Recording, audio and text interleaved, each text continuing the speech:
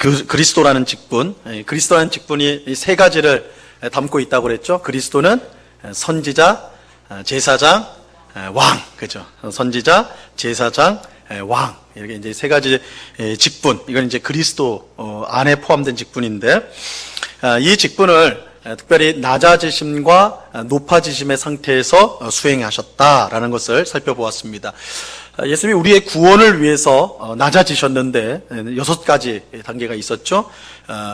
우리와 같은 사람이 되신 것부터, 그죠? 하나님의 아들이신 예수님께서 우리와 같은 사람이 되신 것, 이것이 이제 첫 번째 낮아지심이고, 가장 비참하게 태어나신 것, 그리고 율법 아래에 나신 것, 온 삶이 고난의 삶, 고난의 삶을 사신 것, 그리고 십자가에서 하나님의 진노로 죽임을 당하신 것, 그리고 마지막으로는 잠시이긴 하지만 죽음의 지배 아래, 무덤 안에 거하신 것. 이렇게 예수님께서 우리의 구원을 위해서 친히 낮아지셨어요. 하나님의 아들이신 예수님께서 왜 낮아졌는가? 우리 죄인들을 구원하기 위해서. 근데 이처럼 죄인들을 구원하는 것, 예수님이 낮아지심으로 말미암아 죄인을 구원하는 것, 이것이 하나님의 뜻이었어요. 하나님께서 세상을 사랑하셔서 멸망치 않고 오히려 독생자를 보내어 구원하기를 뜻하셨습니다. 독생자이신 예수님은 그 뜻에 온전히 순종하여서 스스로를 낮추셨던 것입니다. 그러니까 예수님께서 우리의 구원을 위해서 자기를 낮추셨다라고 했을 때 그것은 또한 하나님의 뜻을 이루기 위해서 예수님이 순종하신 것이다 라고 할 수가 있습니다. 그래서 예수님이 낮아지신 것은 하나님의 뜻을 이루기 위해서다. 그래서 하나님께서는 자기의 뜻을 위해 낮아지신 예수님을 기뻐하셔서 그를 친히 높여주십니다. 그죠? 그래서 이것을 예수님의 높아지심이라고 하죠. 그래서 높아지심에도 단계가 있는데 4가지 단계가 있었어요. 부활하신 것, 죽은 자 가운데 부활하신 것, 그리고 하늘로 올라가신 것, 승천, 그죠? 승천이 있고, 하나님 우편에 앉으신 것. 하나님의 우편에 앉으신 것이 무슨 뜻이라고 그랬죠? 하나님 가진 모든 권세를 다 받으셨다. 이게 이제 하나님 우편에 앉았다는 뜻이라고 그랬어요. 그리고 마지막, 최고로 높아지신 것은 이 세상 마지막 날에 예수님이 심판자로 이 세상에 오셔서 심판하실 것이다. 그래서 하늘에 있는 자나, 땅 위에 있는 자나, 땅 아래에 있는 자나, 모든 만물이 예수님 앞에 무릎을 꿇게 될 것이다. 이렇게 하나님은 예수님을 지극히 높여 주셨습니다. 중요한 사실은 이와 같은 예수님의 낮아지심과 높아지심이 우리의 구원을 목적으로 한다는 것입니다. 하나님 아버지는 우리 죄인의 구원을 뜻하셨고 계획을 하셨고요. 그 아들 예수님은 그 계획을 이루셨어요. 자, 그렇다면 이제 무엇이 남았는가? 하나님은 우리의 구원을 계획하셨고, 그 아드님은, 예수님은 그 계획을 따라 구원을 이루셨고, 그죠? 그러니까 구원이 딱 이제 주어졌단 말이에요. 그럼 마지막 남은 건 뭐겠어요? 예수님이 이루신 구원을 우리 죄인들에게 전달을 해야 될 거 아니에요. 그죠? 전달을 해야 될 거 아니에요. 이제 이게 마지막인데, 이 전달을 하는 것, 이것을 누가 하시는가? 이게 이제 오늘 우리가 살펴보려고 하는 건데, 여러분, 가령, 지금도 이제 아프리카에서는 사초에 한 명씩 아이가 굶주려서 죽는다고 그래요. 그죠? 우리가 사실 지구 반대편에서는 끔찍한 일들이 지금도 일어나고 있어요. 근데 이제 그 소식을 듣고 어떤 이제 큰 대기업 회장이요. 그 소식을 딱 듣고 너무너무 마음이 아픈 거예요. 그래가지고 자기 회사에 있는 이제 사업을 하는 부서에다가 명령을 내리는 거예요. 아프리카에 내가 먹을 거를 좀, 아이들이 굶어 죽어 간다니까 아프리카에 먹을 걸 좀 내가 보내겠다. 그럼 만반의 준비를 해라. 그래서 이제 부장한테 탁 명령을 내렸어요. 그러니까 그 명령을 받은 부장이 그때부터 열심히 이제 돈을 들여가지고 양식을, 그죠? 비행기 몇 대에 가득 채울 그런 엄청난 양식을 마련한단 말이에요. 마련했어요. 그럼 이제 남은 건 뭐예요? 그 마련된 양식을 실제로 굶주린 아이들에게 전달을 해야 되겠죠. 그죠? 회장이 계획을 해요. 부장이 실제로 그것을 실행했어요. 거기서 끝나버리면요. 아무 소용없는 거예요. 그죠? 그거를 굶주린 아이에게 직접적으로 전달을 해야 되는 거예요. 구원도 마찬가지예요. 하나님이 우리를 너무너무 사랑하셔서 구원 계획을 세우셨어요. 그리고 그 구원 계획을 따라 아들 예수님께서 이 세상에 오셔서 그 구원을 이루어내셨어요. 하지만 여기서 끝나면 아무것도 아니겠죠. 하나님의 계획이 완성되기 위해서는 예수님이 이루신 구원이 우리 죄인에게 직접 주어져야 되는 거예요. 직접 주어져야 되는 거예요. 우리에게 구원이 올 때 비로소 하나님의 구원 계획의 완성이 되는 것입니다. 오늘 우리가 이제 다룰 내용이 그것입니다. 누가 그것을 전달해 주는가? 구원을 예수님이 이루신 구원, 하나님 아버지께서 계획하시고 예수님께서 이루신 그 구원을 누가 우리에게 전달해 주시는가? 소요리 문답 29문을 보도록 하겠습니다. 제가 질문을 드리면 답을 천천히 한번 읽어봐 주세요. 29문, 우리가 어떻게 그리스도의 값주고 사신 구속에 참여하는 사람이 됩니까? 시작.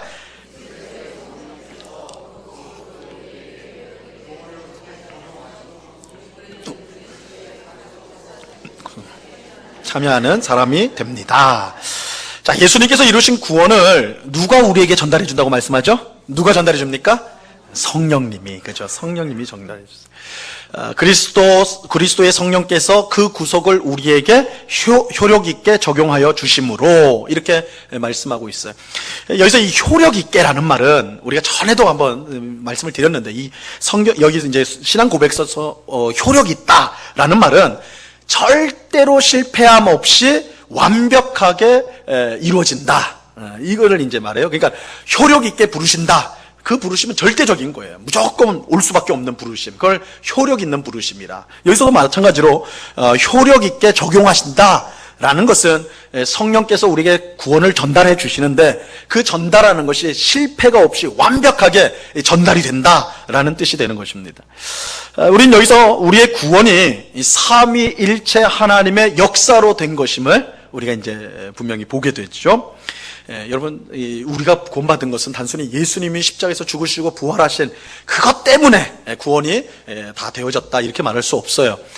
삼위일체 하나님, 성부 하나님, 성자 하나님, 성령 하나님이 다 제각기 역사해 주셔서 오늘 우리가 구원을 얻게 된 것입니다. 성부 하나님께서는 구원을 계획하시고, 그죠? 성부 하나님께서 우리 이제 각자로 말하면 우리 한 사람 한 사람을 영원전부터 구원하기로 계획하신단 말이에요. 계획하셨어요.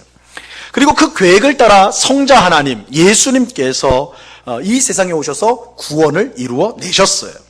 그리고 이제 성령 하나님은 예수님께서 이루신 구원을 우리의 것이 되도록, 우리가 가질 수 있도록 전달을 해 주세요. 그죠? 삼위일체 하나님. 이처럼 우리가 이제 구원을 받은 것은 삼위일체 하나님께서 함께 이루신 일이에요. 그저 예수님이 혼자 세상에 와가지고 그 일들을 다 이루신 것이 아니고 그냥 혼자 고생하시고 십자가에서 죽으시고 부활하심으로 이 구원이 주어진 것이 아니라 삼위일체 하나님께서 성부가 계획하시고 예수님께서 그것을 이루시고 성령 하나님이 그것을 그 이루신 것을 우리에게 전달해 주심으로 하나님의 구원 계획이 완성이 된 것입니다. 그러므로 우리가 하나님 앞에 이제 감사를 드린다. 우리가 받은 구원에 대해서 감사를 드린다 할 때 예수님만이 우리의 감사의 대상이 아니라 삼위일체 하나님이 모두가 감사의 대상이에요. 그래서 우리의 예배도 그렇고 우리의 기도도 그렇고 언제나 우리가 의식적으로 우리의 구원을 이루신 성부 하나님, 성자 예수님, 성령 하나님께 감사와 찬양을 올려드리는 것, 이것이 우리가 하나님 앞에 합당한 감사의 모습인 것입니다. 자, 그렇다면 좀 더 구체적으로 예수님이 이루신 구원을 우리에게 전달하시는 성령께서 어떻게 그 일을 하시는가, 그걸 한번 살펴보고자 합니다. 30문입니다. 30번째 문답 제가 읽겠습니다. 그리스도의 값주고 사신 구속을 성령께서 우리에게 어떻게 적용하십니까? 시작.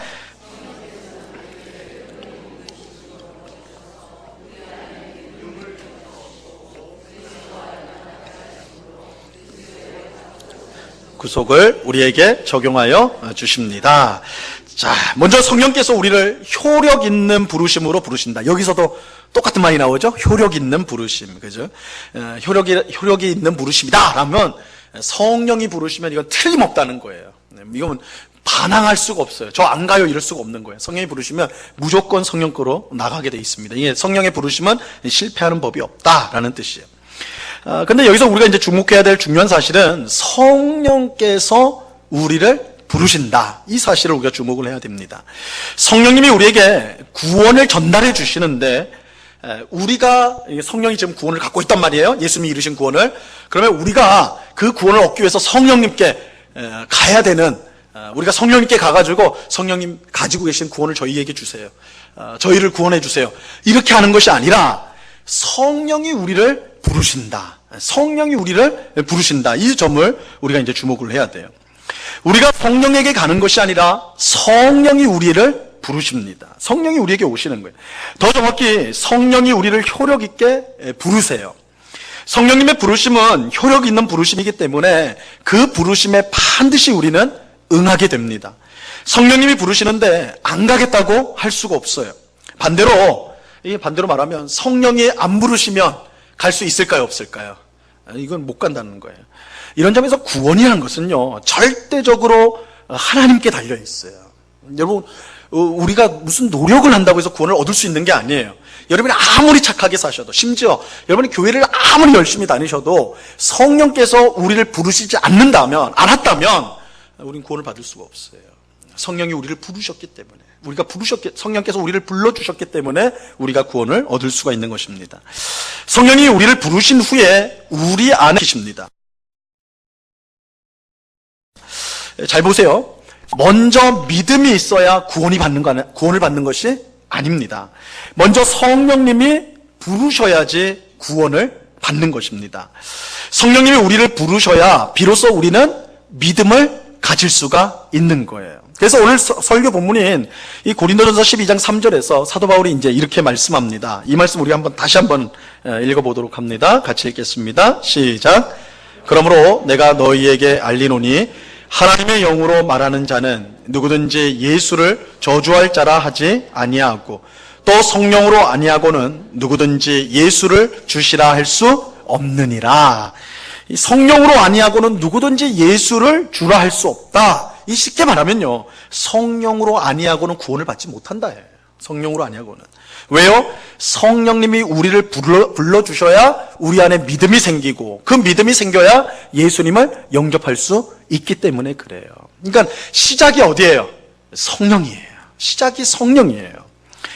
또한 성령님은 우리에게 믿음을 주실 뿐만 아니라 예수님과 연합하도록 만들어주십니다. 연합하도록 만들어주세요. 그래서 예수님과 연합하여 예수님이 이루신 모든 것이 우리의 것이 되도록 만들어주십니다. 성령님은요, 예수님과 우리를 묶는 일을 하세요. 성령이 하시는 일이, 가장 중요한 일이 뭐냐? 예수님과 우리를 묶으세요. 묶으신단 말이에요. 2000년 전에 십자가에서 죽으신 예수님과 오늘 우리를 연결시켜가지고 하나가 되게 하는 일을 바로 성령님이 하십니다. 자, 이것을 갈라디아서 2장 20절보다 더 분명하게 아름답게 말한 구절도 없습니다. 이 말씀 중요한 말씀인데 우리 한번 같이 천천히 한번 읽어보죠. 시작. 내가 그리스도와 함께 십자가에 못 박혔나니 그런즉 이제는 내가 사는 것이 아니요 오직 내 안에 그리스도께서 사시는 것이라. 이제 내가 육체 가운데 사는 것은 나를 사랑하사 나를 위하여 자기 자신을 버리신 하나님의 아들을 믿는 믿음 안에서 사는 것이라. 지금 사도 바울이 이 말씀은 사도 바울이 고백한 건데, 갈라디아서 2장 20절에서 사도 바울이 지금 뭐라고 말하고 있어요? 내가 그리스도와 함께 십자가에 못 박혔나니, 이렇게 말하고 있어요. 그럼 바울이 십자가에 못 박혔나요? 아세요? 십자가에 못 박힌 거 아세요? 모르죠.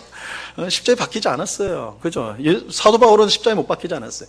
이제 내려오는 전설에 의하면 사도 베드로는 십자가에 못 박혀 죽었다고 그래요. 이게는 성경에 안 나오니까. 근데 이제 내려오는 교회 이야기들, 뒷얘기들을 보면 로마에서 베드로가 순교를 했는데, 사도 바울도 순교를 했습니다. 근데 이 베드로 같은 경우는 십자가에서. 근데 좀 더 감동적인 거는 이제 십자가에 못 박으려니까, 내가 어떻게 주님과 똑같이 십자가에 못 박힐 수가 있느냐. 나는 거꾸로 매달리겠다. 그래가지고 베드로는 거꾸로 매달려 죽었다. 십자가에. 뭐 이런 이제 이야기가 있고, 베드로는 참수를 당한 걸로, 머리에 잘리는, 그래서 순교를 당한 걸로 있어요. 베드로는 십자가에 못 박힌 적이 없어요. 그죠? 근데 지금 못 박혔다고, 나는 내가 그리스도와 함께 십자가에 못 박혔나니. 박힌 적이 없는데 박혔다고 그래. 이거 무슨 말일까요? 이게 무슨 말일까요? 바로 성령을 통해서 그리스도와 예수님과 내가 연합이 되었다는 거예요. 연합이 되었다는 거예요. 그래서 예수님의 십자가 죽음이 나의 십자가 죽음이 되고, 예수님의 부활이 나의 부활이 되는 거예요. 예수님께서 십자가에서 흘리셔서 우리를 대속하신 은혜, 또한 부활하셔서 얻으신 생명, 새 생명, 그것이 성령을 통해 내가 예수님과 연합됨으로 그게 다 내 것이 되었다. 내 것이 되었다. 지금 이 고백인 거예요. 이 고백인 거예요. 그러니까 성령께서 무슨 역할을 하냐면 예수님과 우리를 묶는 거예요. 묶는 거예요. 그런 묶는 역할을 하는 거예요. 여러분, 우리도 마찬가지예요. 우리도 마찬가지예요. 2000년 전에 십자가에 못 박히신 예수님과 우리가 무슨 상관이 있냐고요. 그렇죠? 전도를 하다 보면 그렇게 말을 해요. 2000년 전에 죽은 사람이 오늘 나와 무슨 상관이 있습니까? 한국에 사는 나와 무슨 상관이 있습니까? 그럴 때 성령께서 2000년 전에 저기 팔레스타인 땅에서 죽은 예수가 바로 나의 주님으로서, 나의 구원자로서 죽었다는 걸 성령께서 묶어주시는 거예요. 예수님과 나를 묶어주셔서 예수의 죽음이 나의 죽음이 되고 예수님의 부활이 나의 부활이 되도록 성령께서 묶어주시는 일을 하는 거예요. 묶어주시는 거예요. 그래서 성령님께서 우리 안에 우리를 불러주셔가지고 우리에게 믿음을 일으키시고 또한 예수님과 연합되게 하여 주셔서 예수님이 얻으신 그 구원의 은혜가 우리의 것이 되도록 하신다. 이것이 성령이 우리를 부르셔서 하시는 일입니다. 자, 그러면 성령께서 우리에게 구원을 전달하시는데 그 구원의 내용을 우리가 이제 좀 더 자세히 한번 살펴보도록 할게요. 오늘은 효과적인 부르심에 대해서 이제 살펴보겠습니다. 소요리 문답 31문입니다. 31문답, 제가 질문을 먼저 드립니다. 효력 있는 부르심이 무엇입니까? 시작.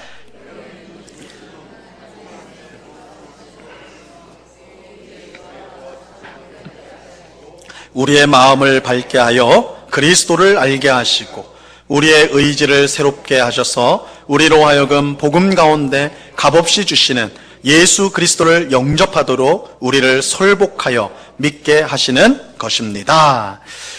앞에서 살펴본 것처럼 성령님이 우리에게 구원을 전달하실 때 제일 먼저 우리를 불러주세요. 불러주세요. 그러니까 우리가 주님 앞에 가는 게 아닙니다. 여러분, 우리가 예수님 앞에 손들고 저 좀 구원해 주세요. 아니에요. 불러주셔서 가는 거예요. 불러주셔서. 우리가 성령이 우리를 불러주셔가지고 그 부르심을 따라 주님 앞에 나와서 구원을 받는 거예요. 이것을 효력 있는 부르심이라 이렇게 말하는 거예요. 이 효력 있는 부르심을 통해 우리에게 주어지는 구원의 은혜는 이렇습니다. 첫째는 우리의 죄와 비참함을 깨닫게 됩니다. 성령이 우리를 불러주셨을 때에 우리는 우리 죄와 비참함을 깨닫게 돼요. 다시 강조하지만 우리가 구원을 받기 위해서 먼저 죄를 깨닫고 예수를 믿어야 하는 것이 아닙니다. 성령님이 우리를 불러주셨을 때 그 결과가 죄를 깨닫는 거예요. 죄를 깨닫고 비참함을 깨닫는 거예요. 여러분, 우리는 전도할 때 예수 믿고 구원받으세요라고 말을 합니다. 그죠? 전도를 안 해봐서 그죠? 전도할 때 그러잖아요. 예수 믿고 구원받으세요. 예수 믿고 구원받으세요. 이렇게 하는데 이 말은 틀린 말이 아니에요. 그죠? 우리 그렇게 말을 해야 돼요. 예수 믿고 구원받으세요. 해야 돼요. 하지만 이 말은 오해를 줄 수가 있어요. 마치 구원을 받기 위해서는 먼저 우리가 갖춰야 될 것이 있는 것처럼. 그죠? 우리가 구원받으려면 먼저는 예수 믿어야 돼. 우리가 구원받기 위해서는 먼저 죄를 회개해야 돼. 마치 이런 인식을 줄 수가 있단 말이에요. 그죠? 한국 남자들 중에 교회 가자고 하면 못 가겠다고 버티는 핑계를 대는 이유 중에 많은 것이 술, 담배예요. 그죠? 술, 담배. 그래서 전도 예수 믿고 이제는 좀 교회 가서 예수도 믿고 구원받아야 되지 않겠습니까? 말하면 제가 술을 아직 못 끊었는데 술 끊으면 교회 나가겠다. 내가 아직 담배를 좀 피고 있는데 내가 담배 다 끊으면 내가 바로 교회 나가겠다고 뭐 이렇게 말을 많이 하지 않습니까? 그러니까 구원받는 것도 그렇게 비슷하게 인식을 해요. 먼저 자기 죄를 철저하게 회개하고 예수님을 분명히 믿어야 구원을 받는다 이렇게 생각을 해요. 하지만 이것은 잘못된 생각이에요. 이건 잘못된 거예요. 여러분, 예수 믿기 전에 우리의 영적 상태는 죽은 상태입니다. 성경은 우리의 상태를, 예수 믿기 전에 우리의 상태를 죽었다 이렇게 표현을 해요. 그래서 에베소서 2장 1절에 보면 허물과 죄로 죽었던 너희라고 그래요. 죽을 너희가 아니라 죽었던 너희예요. 그러니까 죽은 상태예요. 여러분, 세상 사람들은 영적으로만 보면 그들은 죽어 있는 상태예요. 죽어 있는 상태. 좀 이제 기분 나쁜 말로 하면 시체. 그죠? 그래서 영적으로 보면 이 세상 사람들은 하나님 앞에서는 그 어떤 의로운 일도 할 수가 없어요. 하나님의 마음에 드는 일을 전혀 할 수가 없습니다. 왜냐하면 영적으로 죽어있기 때문에 그래요. 영적인 시체이기 때문에. 그러니 이런 시체와 같은 상태에 있는 사람이 어떻게 먼저 자기 죄를 깨닫냐고요. 자기 죄를 회개하냐고요. 이런 영적인 시체가 어떻게 먼저 예수를 믿느냐고요. 그죠? 어떻게 먼저 그럴 수 있냐고요. 여러분, 시체에게 뭐 그럴 일은 절대 없겠지만 시체에게 가가지고 10m만 움직이면 뭐 기어가든지 뛰어가든지 뭐 뭔지 하여튼 10m만 가면 내가 10억 준다고. 뭐 시체에게 10억이 필요할지는 모르겠지만 하여튼 준다. 그럼 시체가 감동을 받아가지고 내가 사는 동안 10억 한 번 못 만져봤는데 죽어서라도 만져봐야지. 뭐 움직일 수 있어요? 없어요? 혹 마음에 소원이 있더라도 못하겠죠. 시체는 아무것도 못해요. 별짓을 다 해도 시체로서는 아무것도 없네. 생명이 없으니까. 그렇기 때문에 여러분, 먼저 회개하고 먼저 믿어야만 구원을 받는다라고 한다면, 그죠? 세상에 구원받을 사람이 아무도 없어요. 예수 믿어야 구원받습니다. 이걸 액면 그대로 말하면 이 세상에 구원받을 사람이 없어요. 왜냐하면 세상 사람들은 예수를 믿을 수가 없기 때문에 그래요. 없어요. 그래서 우리가 구원을 받기 위해서는 다른 방법이 없습니다. 성령이 우리를 부르셔야 돼요. 성령이 우리를 부르셔야 돼요. 성령님이 영적인 시체인 우리를 먼저 살려주셔야 돼요. 그러니까 영적으로 먼저 살아나는 일이 제일 먼저 있어야 되는 거예요. 성령님이 우리를 불러주셔서 우리를 살려주셔야 돼요. 성령이 우리를 살려주시면 그때부터 뭐가 돼요? 회개도 하게 되고 예수도 믿게 되고 믿음도 가질 수 있게 되는 거예요. 그러니까 살아있어야 되는 거예요. 살아있어야 되는 거예요. 이런 점에서 예수 믿고 구원받으세요 라고 말할 때 이 예수를 믿으란 말은 절대 조건으로 생각하면 안 돼요. 조건으로. 당신이 어떤 사람이든지 예수를 믿기만 하면 구원을 받으니까 예수 믿으시라고 라고 말을 할 때 이 예수를 믿는다라는 것이 사람의 조건일 수가 없어요. 왜냐하면 믿을 수가 없다니까요. 믿을 수가 없다니까요. 그러면 어떻게 전도합니까? 이렇게 말하자면 어떻게 전도합니까? 이렇게 전도를 해야 돼요. 방법은 없어요. 그러나 이게 어쩔 수 없으니까 우리가 이걸 설명할 방법이 없어요. 왜냐하면 구원이라는 것은요, 우리가 주는 것이 아니라 전도라 할지라도, 우리가 전도한다 할지라도 그 전도 자체가 구원을 주는 것이 아니라 구원은 성령께서 전적으로 주시는 것이기 때문에, 전적으로 주시는 것이기 때문에. 여러분, 만약 예수를 믿고 구원받으세요 라는 이 말을 듣고 정말 예수를 믿어 구원받는 사람이 있다면 그것은 실제로 그 사람이 스스로 예수를 믿어 구원을 받게 된 것이 아니에요. 그 말을 들을 때 이미 성령께서 그 심령 가운데, 그 사람의 심령 가운데 들어가가지고 그 사람에게 새 생명을 주신 거예요. 그래서 새 생명을 주셨기 때문에 예수 믿으라는 그 말을 그 사람이 받고 믿을 수가 있는 거예요. 그러니까 여러분, 우리가 전도를 할 때 사실은 이 전도가 되어진다라고 하는 것은 전적으로 하나님의 역사가 있어야 되는 거예요. 그죠? 먼저 성령이 그 사람 속에 들어가셔가지고 그 사람이 죽은 상태, 영적인 죽은 상태에서 깨어나야 돼요. 살아나야 돼요.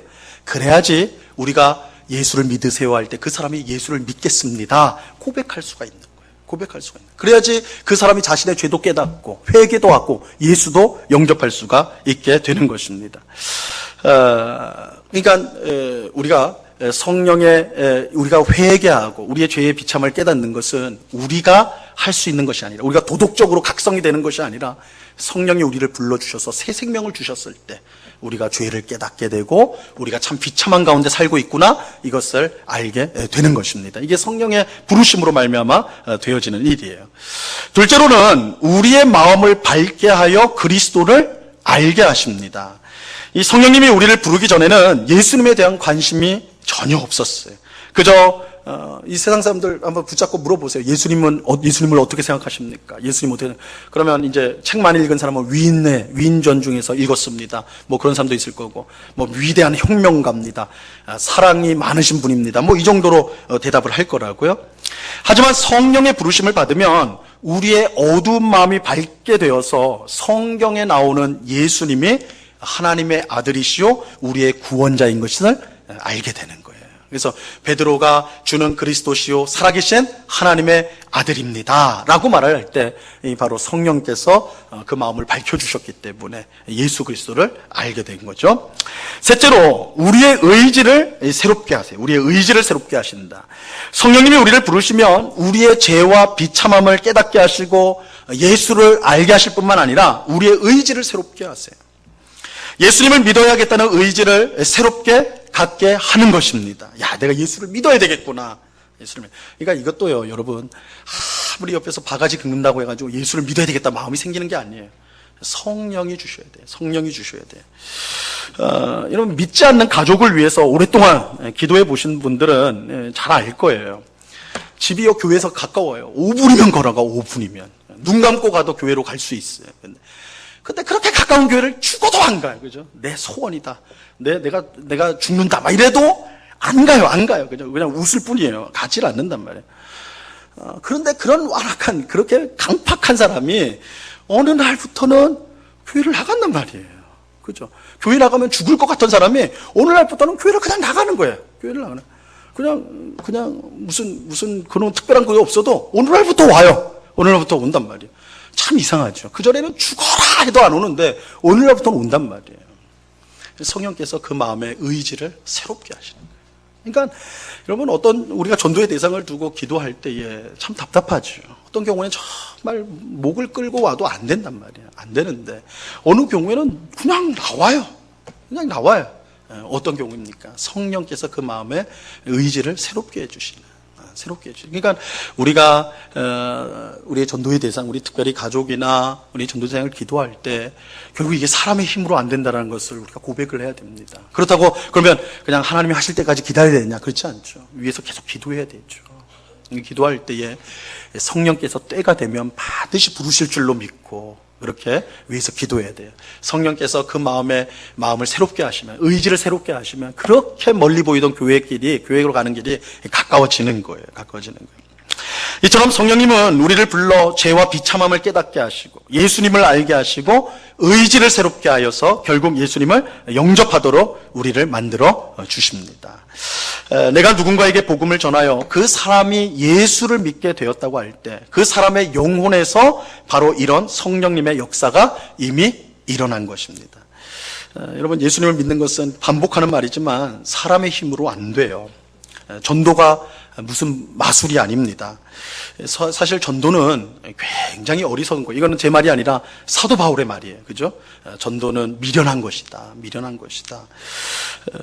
예수님이 당신을 위해서 죽었습니다. 예수 믿으면 구원받습니다. 세상 사람들한테 이보다 어리석은 말이 없어요. 근데 그 말로 한 사람이 예수를 믿게 되는 인생의 결단을 하게 된다? 이거는 굉장히 쉬운 일이 아니겠죠. 제가 그걸 잘 알아요. 제가 이제 대학교 다닐 때 전도를 많이 했습니다.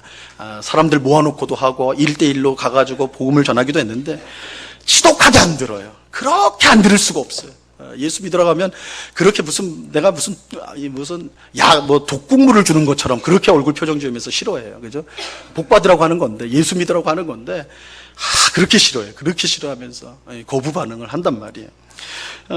전도를 하는 저 자신도 마음속에는 그런 마음들이 많이 들었어요. 야, 이게 되겠나? 막 수백 명 해봤자 한두 명도 안 믿는 것 같은데, 되겠나? 이런 생각이 들어요. 근데 놀랍게도요, 그런 마음이 들고, 야, 이제 해서는 안 되는가 하면, 꼭 그럴 때마다 한 명씩 예수 믿는 사람이 생겨요. 근데 그게 복음을 잘 전해가지고 된 게 그런 게 아니에요. 전혀 그렇지 않아요. 그러니까 사람의 말이 그 사람을 변화시키는 것이 아닙니다. 결국은 성령이 그 사람을 불러주셔야 되는 거예요. 성령이 불러주셔야 되는 거예요. 그럼 성령이 불러주시면 되는데 우리가 왜 전도해야 됩니까? 우리가 성령이 누굴 부르신지 어떻게 알아요? 그죠? 우리가 전도하는 걸 통해서 성령님께서 자기가 택한 자를 부르신다고 했어요. 그래서 우리는 결과에 상관없이 씨를 뿌려야 되는 거예요. 씨를 뿌리는. 그 씨를 뿌리는 중에는 열매 맺는 것이 있고, 태반은 열매를 맺지 않겠지만 열매 맺는 것들이 있단 말이에요. 그래서 이 복음을 전하는 것입니다. 이처럼 성령께서 효과적인 부르심으로 한 사람을 불러서 구원을 베푸신다. 이것이 오늘 우리가 이제 살펴본 내용입니다. 자, 이처럼 효과적인 부르심을 받은 사람이 누리는 구원의 은혜는 죄를 깨닫고 그리고 자기의 비참함을 깨닫고 예수를 알게 되고 의지를 새롭게 하여 예수를 영접하는 것이다. 이게 효과적인 부르심이다 라고 했는데, 이 효과적인 부르심을 받은 이후에 이제 부어주시는 구원의 은혜들이 있습니다. 구원의 은혜들이 있는데, 오늘은 그 내용은 보지 않고 무엇이 있는지 그것만 살펴보고 다음 시간에 이제 하나씩 구체적으로 살펴볼게요. 소요리 문답 32번 문장입니다. 문답입니다. 제가 질문을 드립니다. 효력 있는 부르심을 받은 사람들이 이 세상에서 무슨 유익을 얻습니까? 시작. 부르심을 받은 사람들은 이 생에서 의롭다 하심과 양자로 삼으심과 거룩하게 하심을 얻고 또한 그것들과 함께 오거나 그것들에서 나오는 유익을 얻습니다. 자, 효력 있는 부르심을 받은 성도는 이제 어떤 구원의 유익을 얻느냐 했을 때 의롭다 하심을 받습니다. 이걸 조금 어려운 말로 칭의. 이거 들어보셨죠? 칭의의 은혜를 유익을 받아요. 그다음에 양자로 삼으심. 이거를 양자됨이라고 합니다. 자녀가 된다는 거예요. 하나님의 자녀가 되는 구원의 은혜를 받습니다. 유익을 얻습니다. 그 다음에 거룩하게 하심. 거룩하게 하심은 뭘까요? 성화라고 하죠. 거룩하게 하시는 그 은혜를 유익을 얻게 됩니다. 이 내용은 우리가 이제 다음 시간에 차근차근 칭의, 양자됨, 성화 이것에 대해서는 우리가 이제 살펴보도록 하겠습니다. 자, 오늘 예배하는 우리 모두가 삼위일체 하나님께서 주신 이 구원의 은혜를 항상 감사하는 우리 모두가 될 수 있기를 바랍니다. 또한 성령께서 우리에게 구원의 은혜를 전달하신다는 사실을 배웠는데, 여러분, 그러니까요, 이 자리에 나와 있는 사람들은 이미 성령의 귀한 택하심을 받아서, 부르심을 받아서, 그죠? 효과적인 부르심을 받아서 이 자리에 있는 거예요. 여러분 중에 손 들고 나온 사람이 없습니다. 여러분 중에 내가 먼저 구원받고 싶어서 나왔다, 그런 사람이 없습니다. 그냥 내버려 두면 다 지옥에 갈 수밖에 없는 것이 우리인데, 성령께서 우리를 사랑하여 주셔서 하나님의 뜻 가운데 우리를 불러주셨어요. 그래서 우리를 불러주신 그 은혜에 우리가 항상 감사하며 그 효과적인 부르심 안에 있는 유익들, 구원의 유익들, 우리가 우리의 죄를 깨닫게 되는 거, 그리고 예수 그리스도를 아는 거, 그리고 우리의 의지가 새로워서 더욱더 하나님의 일을 힘쓰게 하는 이러한 구원의 유익들을 우리 삶 가운데 늘 풍성하게 누리는 우리 모두가 될 수 있기를 우리 주님의 이름으로 간절히 축원합니다. 기도하겠습니다. 하나님 아버지, 성부 하나님께서 우리의 구원을 계획하시고 성자 예수님께서 그 구원을 이루시고 성령 하나님께서 그 예수님께서 이루신 구원을 오늘 우리들에게 전달하여 주셨습니다. 성령 하나님께서 우리를 효력 있는 부르심으로 불러주셔서 우리가 구원의 놀라운 은혜, 유익들을 받고 누리게 되었습니다. 우리의 구원을 위해 성삼위일체 하나님께서 역사하여 주셨다는 사실을 꼭 기억하고 성삼위 하나님께 영광을 돌리는 저희가 되게 하여 주시옵소서. 또한 우리에게 베푸신 이 구원의 은혜가 얼마나 풍성한지를 우리가 깨닫고 늘 감사하며 구원의 유익을 누리는 삶을 살아가는 주의 백성들이 다 될 수 있도록 주장하여 주시옵소서. 감사하오며 예수 그리스도 이름으로 기도드리옵나이다. 아멘. 우리 찬송가